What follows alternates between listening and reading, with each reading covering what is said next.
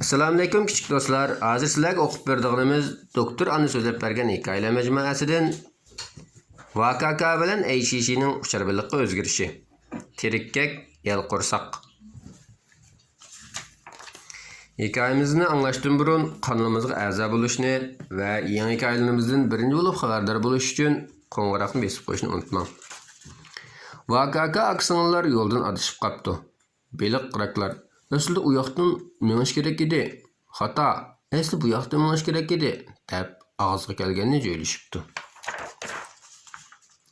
Beliq qiraklar yarim kun munozirlashib, oxiri bu adamdan so'rab baqayli degan taklifni beribdi. VKK aksiyonlar yumaloq alqini shundoq yo'g'an chiroyli bir beliqning yo'lini to'sib olganligini ko'ribdi. Beliq qiraklar bu chiroyli beliqqa mabtun bo'lib, o'zini tuta olmagan holda, "Voy, u bek chiroyli ekan, bedenda chiroyli shakllar bor ekan. Uning bedeni nima degan siyliq, farqiroq, ham chiroyli" deb munoziraga tushib ketibdi. Belijon atrofdagilarning maqtashlaridan faxrlanib, bedendagi rangarang shakllarni texim jilolantirishga boshlabdi.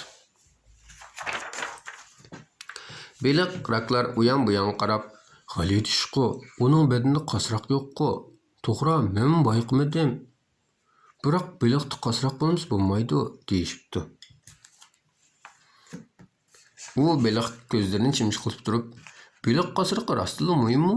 deb so'ragan ekan, qizil beliq bedenidagi qasroqni ko'rsatib turib, "Bedenimizdagi mushuning o'xshash parcha-parcha qattiq qasroqlar shu" deb javob beribdi. "Qasroq nimaga ishlatiladi?" deb so'rabdi qizil beliq mo'risini itib, qo'lini shiltib turib. "Menmi bilmayman, ishqib, beliq qasroqi biz beliqlar uchun intayin muhim" deb javob beribdi. Beliq qasroqi beliqning qo'g'irchisi bo'lib, atrofdagi mikroblardan yallig'lanishning va kasallikning oldini oladi, debdi ACC tushuntirib.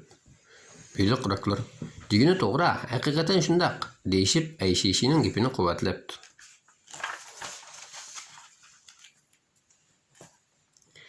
Beliq qasroqi beliq bedenining bir qismi bo'lib, u beliqning badan qurilmasini shakllantiradi, debdi ACC yana. "To'g'ri, qaramoqqa u bizning qapimizga o'xshash rol o'ynaydi" deb beshinlanishibdi kichikroq.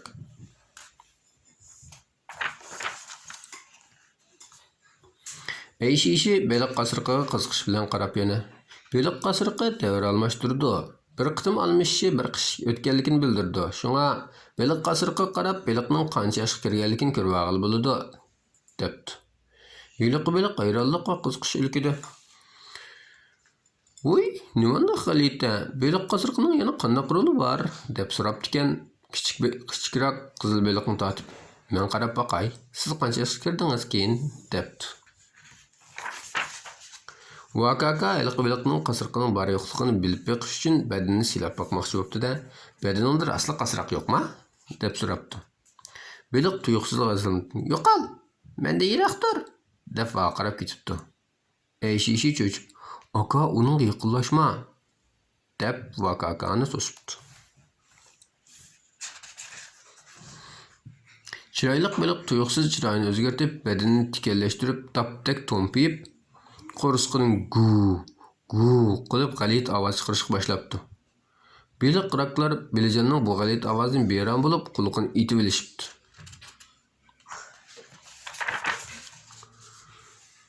Beliq qiraklar nima ish bo'lganini anqirolmay, "U xop bo'lib qolganmidi? Uning nimandoq achchig'i yomon. Voyjon, uning achchig'langan holati nimandoq betbeshra, yo'g'on to'pqil o'xshaydi-ku" deyishib ketibdi. "Aka, tishig'i tegma. Aka, uning tishig'i tegma. U nom chiqqan tirikkak yalqursoq beliq bo'lib, yana to'qmoq beliq deb ataladi. Odatda uning qasrog'in ko'gil bo'lmaydi, ammo achchig'langanda qo'rsqin tamburdek yo'g'inib, bedenidagi tikanlari tik turib ketadi" debdi ACC VKKga tushuntirdi.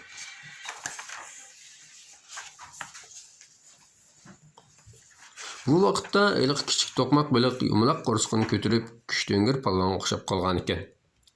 U VKK g'azab bilan, "Menga adabsizlik qilishga petinmi tag'i" deb vaqirab ketibdi. Beliq qıraklar bu chiroyli to'qmoq beliqni yasalmalik qilish usta ekan deb o'ylab qolishibdi. Vakaka pushaymon qilib to'qmoq beliqqa: Men faqat bedeningda qasroq bormi deb tutib baqqan, debdi. Beliq qıraklarmi birlikda Vakaka qo'shib: "Nimadoq ochiqingni yomon qilsa?" deb ayblab ketibdi. Men burun uyimning oldida sayli qilg'ach, mayli kuchuk yoki aslan bo'lsin, ularning beshiga boshqin urib erkiltib qo'yatdim, debdi Vakaka tushundirib. Beliq qıraklar uchar beliq akam nihoyat adablik, shundoq deb uning yonbosishibdi. Ayshishib pixildab kulib ketibdi va ko'ngli it mushuklarni qandoq bo'zi qildiganligini demaydi texi, debdi ichida. Bu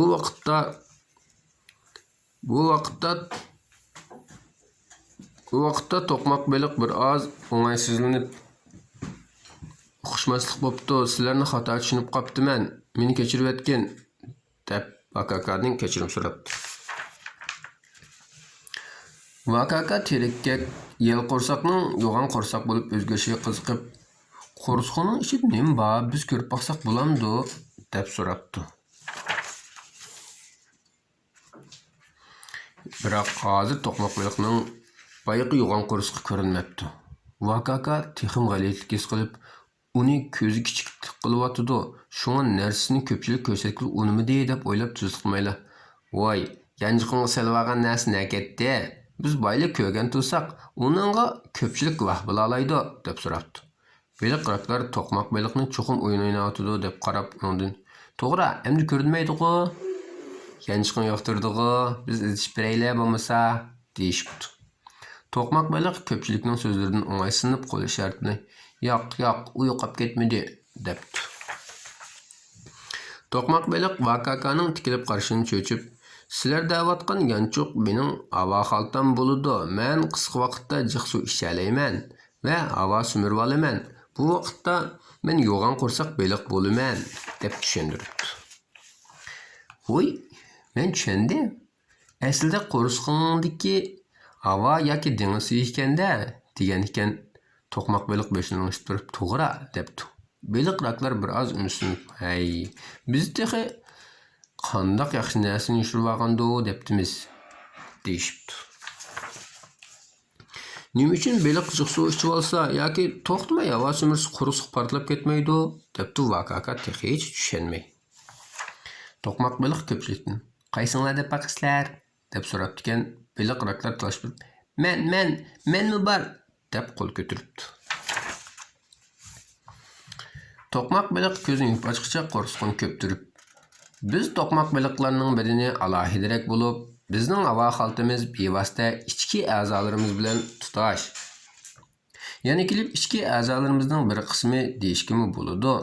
Lozim bo'lganda muskullarimiz ichki a'zolarimizni itish rolini o'tab, alohida qopqoq orqali havo va suvni qo'rsaqimizga qochlaydi", deb tushundiribdi.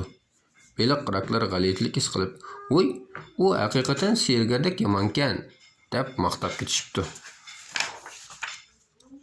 To'qmoq beliq asli holatiga qaytib: "Men oxiri biz to'qmoq beliqlarning nima uchun qasriq bo'lmaydiganligini bildim", debdikan. Ko'pchilik texim qiziq: "Nima uchun? Chaqariq deb besangchi. Cho'qim qiziqarli", deb so'rab ketishibdi. To'qmoq beliq ko'pchilikning o'ziga qarab turganligini ko'rib, quyrug'ini pulanlatib turib: "Biz to'qmoq beliqning azaldala tog'aq so'nkimiz yo'q bo'lib, maydamizda tikanmi yo'q, bedenimizda qasroqmi yo'q. Bundoq bo'lganda qo'rsaqimiz texim yo'g'on ko'rinadi", debdi. Beliq qıraklar qo'rsaqni tik tutib, maydasini kirib turgan to'qmoq beliqiga havaslanib: "Haqiqatan qo'l tutgan", deyishibdi. Vakakami og'zini ichib turibli qopdi. To'qmoq beliq mag'rurlangan holda: "Odamlarning aqlini qandoqmi biz bilan selishtirib bo'lsin? Mana biz to'qmoq beliqlari haqiqiy aqlli", debdi. Beliq qıraklarmi to'qmoq beliqning degini qoyil bo'lib: "Haqiqatan to'g'ri dedingiz. Biz birodarlar sizdan faxrlanamiz", deb uni qo'llab ketishibdi. Vakaka qoyil bo'lmay to'qmoq beliqni zanglik qilg'ach: "Haqiqatan puat etgansan. Qo'rsaqing bundoq yo'g'on bo'lsa-mu, puan etiversa qo'rsaq portlab ketmamdi", debdi.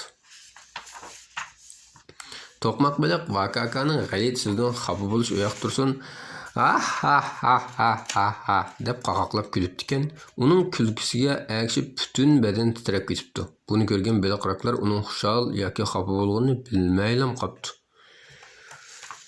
To'qmoq baliq tiliqib kulib, qo'rsqini ko'rsatib, "Birodarlar, benim qarab beqinglar.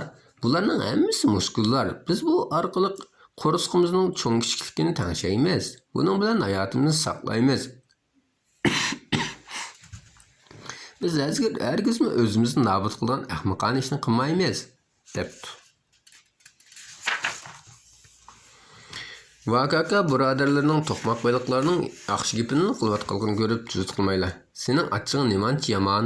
Doim shundoq achchiq qilamsan" deb uning kamchiligini yuziga aytibdi. Baliqroqlar "Shundoq, doim achchiqlash salomatlikka ziyonliq" deb nasihat qilibdi. To'qmoq baliq ko'pchilikning samimiyligini ko'rib, "Ko'pchilik, xato tushunib qopsizlar. Men sizlar o'ylagandek tirikkek emas. Faqat dushmanga uchraganda yel qo'rsoq bo'lib olaman. Bu vaqtda badanim ko'pib, tikanlik holatga keladi. Dushmanlar bizga yiqilisholmay, sho'lgin eqitib yetib qoladi" deb tushuntiribdi. To'qmoq baliq faxrlangan holda, "Biz terimiz garchi yumron ko'rinsimi, nihoyat chidamliq. Dushmanlar har qancha qilibmi bizga ziyonkashlik qilolmaydi. Bunday qilib aytganda, yo'g'aroq biror odam bizni dastlab tursin, bizga zaxm yetmaydi" debdi. Baliqroqlar to'qmoq baliqning bunday yumronligiga qarab, "Nimandoq yomon, odamlarmi yomon niyat bo'lolmaydi ekan. To'qmoq baliq adimiz haqiqatan qolsgan-a" deyishibdi. Ayşişi to'qmoq baliqqa qiziqib, "Siz boy degandek qo'rsqinlarga havo va suv qashlaydi ekansizlar. Undaqda sizlar dengiz suyini qashlashni yaxshi ko'ramsizlar yoki havanimi?" deb so'rabdi. To'qmoq baliq bu savolga o'ylanib qo'ymasdan, "Albatta dengiz suyini-da. Chunki dengiz suyini oson sirtqa chiqarib o'taymiz. Muskulni ching'itsaqla dengiz suyi o'zligidan g'urt qilib chiqib ketadi" deb javob berdi. "Lekin havoni bo'lsa asta-asta, oz-ozdan qisib chiqarish to'g'ri keladi" debdi anqidillah. Ayşişi tushungandan keyin ularga chin ko'ngildan qoyil bo'libdi va "Voy, sizlarning alohida texnikanglar bor ekan" debdi. Baliqroqlar anqirolmay o'zaro "Texnik degan nima? To'g'ri, to'qmoq baliq adimiz haqiqatan qoltiskan" deb kusurlashibdi. Vakakaning buni anglab yana qoyil bo'lg'isi kelmabdi. Ayşişi yana bir muhim masalani so'ramoqchi bo'libdi-yu, ammo to'qmoq baliqning anglab qolib bo'lishidan ansirab gapni aytib turib, "To'qmoq men yana bir savol so'raydigan, faqat bir oz deb deyishmasligini bilolmay turib qoldi. To'qmoq baliq xushbe'yillik bilan, "Nima so'ramoqchi edingiz? Nima xijil bo'lasiz?" debdi. To'qmoq baliq boshqalardan "To'qmoq baliq yeyishlik" degandek gaplarni angladim. Bu nima degan gap? deb so'rabdi Ayşişi. Baliqroqlarim buning qiziqib, "To'g'ri, bu nima degan gap?" deb so'rabdi. Bu vaqtda to'qmoq baliqning qo'rsqi tuyuqsiz tamburdek yo'g'inab, tishlarini g'uchiltib turib, "Bizning go'shimiz haqiqatan mazalik. Bu bizning xatoligimizmi? Odamlar yalmavzdek ochko'z. Ularning maqsadi amal topib bizni yeyish" debdi.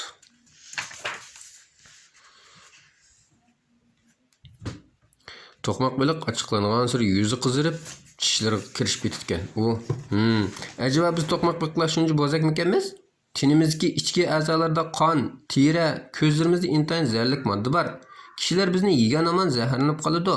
Uning davosi tepilgani yo'q" debdi. Baliqroqlar tinglar, "Nihoyat yaxshi bo'pti" deb uni qo'llashibdi. To'qmoq baliq so'zlagan sir ochiqlanib, "Kishilar har qancha amal qilibmi bizning badanimizga zaharni yo'qotolmaydi. Dumlisimi, aroqchilisimi, tuzlisimi bekor" debdi. So'zlagan sir uning badanidagi tikanlar ko'payishga boshlabdi. Baliqroqlarmi mushlarini tugib to'qmoq baliqni qo'llab, "To'g'ri, qarab tursin. Qani kim yomonkin?" deyishibdi. Ayşişi to'qmoq baliqning gapini anglab, bir oz ajablanib, Vakakaning qulqiga, "Aka, cho'qqaroq ketib olayli. Ular bizning odamligimizni bilib olsa, toza yaxshi bo'lmag'idek" deb pichirlabdi. To'qmoq baliq yana tirikkak yalqo'rsoq baliq, kozliq baliq debmi atiladi. Ilman bo'lgan dengiz suyida Deniz asıda yaşaydigan beliq türü. Bedeni qısqa, hem semiz bo'lib, sanjaq-sanjaq tikanlar bor. Xatarga yo'liqqan aman su yoki havoni yutib olib, bedenini yumloq to'pga o'xshash qilib, dushmanning ziyonkashligiga taqobil turadi. Nurg'un to'qmoq baliqning ichki a'zosida bir xil o'tkir zaharlik modda bor. Ularning muskulida zahar bo'lmasdan, tuxum deni va jigarida kuchli zahar bo'ladi. Gerçi to'qmoq baliqda zahar bo'lsa-mu, uning go'shi yumron, yeyishlik. Şoň kishilar arasida o'lsangmi to'qmoq baliq go'shini yeb o'l deydigan gap bor. Keyingi qismning mazmuni. Sardina baliqi bilan kitning jangi. Vakaka ko'pchilikka sardina baliqining kit bilan kurash qilish to'g'risidagi hikoyasi so'zlab beradi. Bir kuni sardina baliqlari bir och qolgan kitga uchrab qoladi. Qanday qilish kerak? Sardina baliqi bir yaxshi amal topadi. Emsa sardina baliq qanday yaxshi amal bilan yo'g'an kitga taqobil turgandi? Buni bilganlar bo'lsa, qanimizga a'zo bo'linglar va qo'ng'iroqni besib qo'yinglar. Alloh qo'manet.